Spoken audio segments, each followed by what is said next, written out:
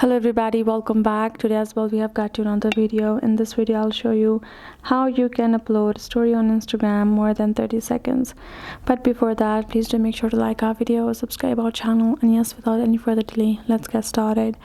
To do that, it's a very easy process. Simply go ahead, open up your particular Instagram app, cross this out and go back to your home screen. This is how the interface gonna look like, right? And now what you're going to do over here is simply going to go ahead and tap on this particular plus icon for you to upload a story. Let's go ahead and find a story which is more than 30 sec.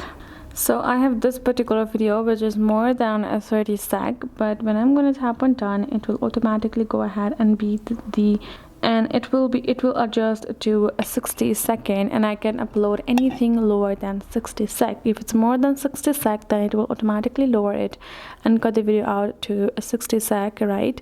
So if your video is only a 30 second, that you can easily upload that video without any complications. Simply go ahead, go to that story, choose a 30-second video, and you're good to go, and tap on share, and that is it. That's how it works. Hope this video helped. Thank you so much for watching.